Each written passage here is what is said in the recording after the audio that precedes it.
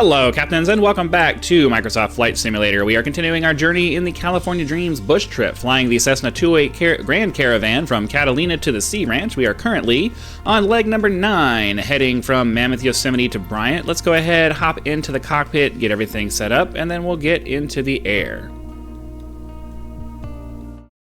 Alright, we have our GPS all set up, our autopilot is configured. Let's go ahead, get up in the air, and get on our way. The format for this is generally that we read off the nav log entry for the item as we turn towards it, so that way you guys can have a good view of it by the time I get us over towards it. As usual, the yaw direction changes as we speed up on our takeoff. It was pulling to the left at first, now I'm having to correct to the right, or now I'm having to correct to the left because it's pulling to the right now. Get ourselves off the ground here, get some pitch trim established. It takes a lot of pitch trim to get it to pull up like that. Alright, get our autopilot turned on as it turns us towards the next waypoint. We're going to be heading off to the right, and then looks like we're going to finally be crossing the mountain range back down towards the coast in that direction, so that's cool. So, the first point of interest is the Long Valley Caldera. Just north of Lake Crowley lies the Long Valley Caldera, formed 760,000 years ago through a massive volcanic eruption. Long Valley is one of the planet's largest calderas, measuring 20 miles in length, 11 miles in width, and is 3,000 feet deep. Currently have 3 miles, so I won't put a cut in here for now because ideally this is going to have us turning off to the next one here in just a moment. So we'll enjoy the view. Kind of give you guys a left and right view.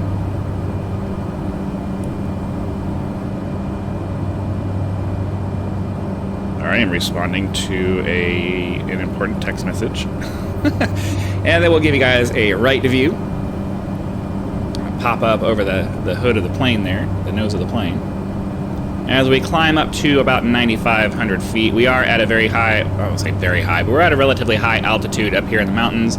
But it seems like this next trip is going to be bringing us back down into the lower parts of the, actually I guess not. This is the airport that we're landing at. So this flight and the next one will still be up at these high elevations. We are turning off towards the current waypoint, and then it'll turn us off over here towards the USR 55. So we're just waiting for this to change.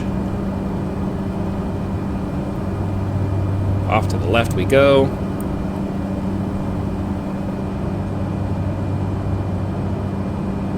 Is it going to make me do a... Okay, there we go. We got 16 miles until the next one. I will wait until we're fully turned, so you guys have a good idea of where it is that we're going.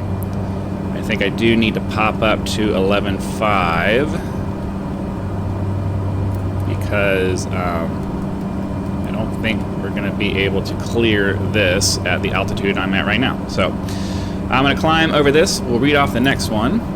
Granite Mountain. From Long Valley Caldera, head north, passing over rolling volcanic terrain to Granite Mountain. So there you go. So I'll give you one more good view of the valley before we cut.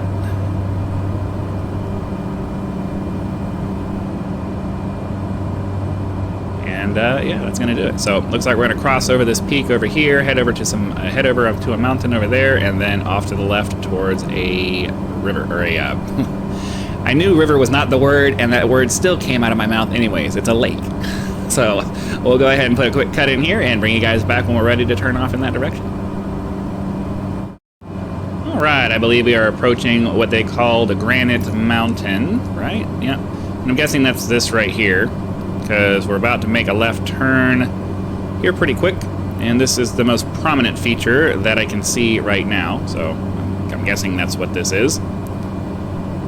Very close to making that turn, though. Give you guys a nice view of the other side of the mountain ridges over here, off to the right. Sweeping plains and a little bit of a desert wash over there. Off to the left is the lake that we're going to be turning towards here pretty soon, in just a moment.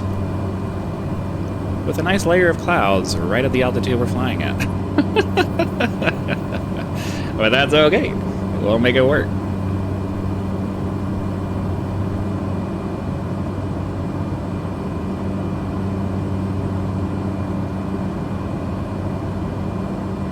getting ready to turn off to the left here. We'll go ahead and read off the next one. Mono Lake. Yeah, that's Mono Lake.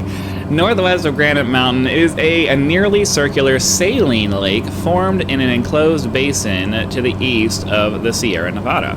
Saline means it has salt in it, so that's interesting. I'm curious to know why there's a salt lake here.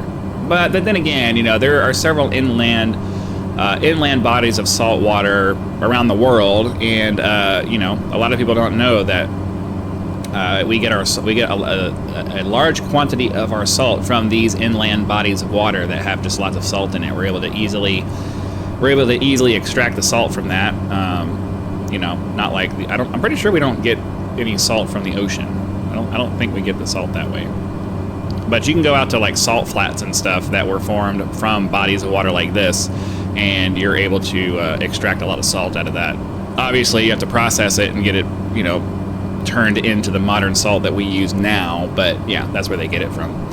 So it looks like we've got a few miles, 8.5 miles or so. So I will bring you guys back once we're over the lake and we can actually see some pretty shorelines and stuff. All right, I'm bringing you guys back just a little bit early because our next point of interest is this island over here. So Pahoa Island is a volcanic island located near the center of Mono Lake. So we'll pop up here so you guys can see it. Not sure why it's a volcanic island. Does that mean that it was formed by volcanic activity, or is there a volcano underground that kind of formed it? Or I'm a little bit confused by what they mean by volcanic island. But this is a very pretty lake. Get a nice view off to the left. I try to give you guys as many of these panoramic left to right views as I can. Look down to the left here. Nope, can't see any of the shoreline, but that's all right. So it looks like we're about to turn off to the right. Our destination airport for this leg of the journey is right over here, so it doesn't look like this flight is going to be very long at all. As we turn off in that direction, actually, you know what? I think we need to start descending now. So let's pop it back down to 9,500 feet. And we'll do a vertical speed of -1,000 feet a minute, so that hopefully, by the time we get off in that direction, we'll be pretty close to being ready to land anyways. Looks like it's pretty close to a straight-in landing. So if I can see the airport, it looks like it's on the other side of this ridge here, though, so,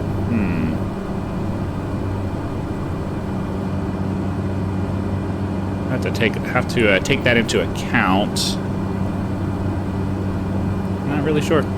Let's look down this way and see the beautiful shores of this lake. It's a very big lake for, you know, for the California area. Water being the issue that it is here. Nice, beautiful views of the mountains surrounding this very large lake. And we're going to go ahead and leave it in real time because we're getting ready to turn off to the next one, and it doesn't look like that's going to be any more than, a 10. It can't be any more than 10 miles, I don't think.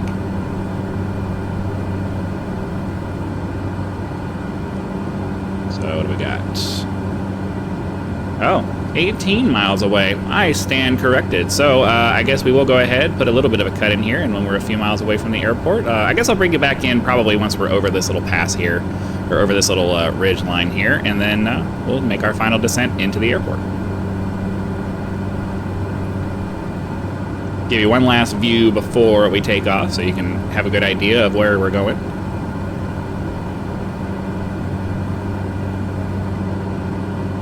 I'll see you on the other side of the mountain. All right, we're coming across to the other side of these mountains over here, so I'm going to go ahead and click off the autopilot, turn off a little bit to the left here, so we can start trying to line up with the runway once I find it.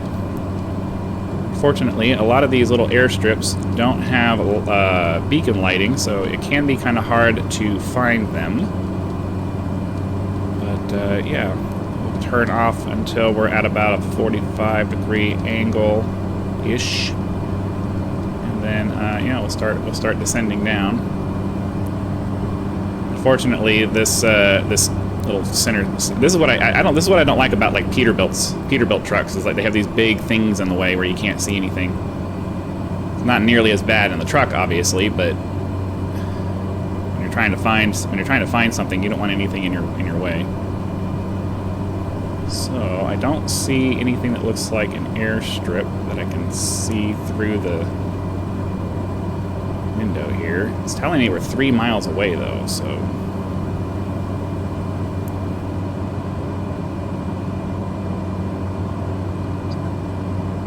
Is that? Oh, okay, here we are.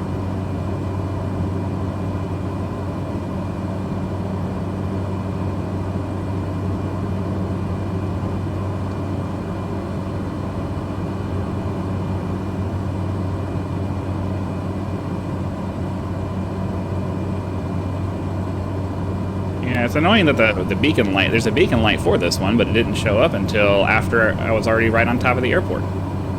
So what good is that doing me?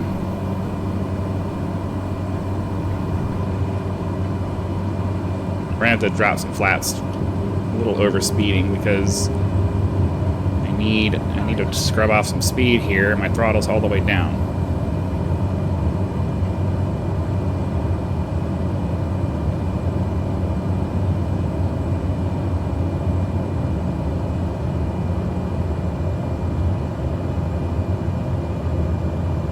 Not a great landing, I'm aware, but it is what it is.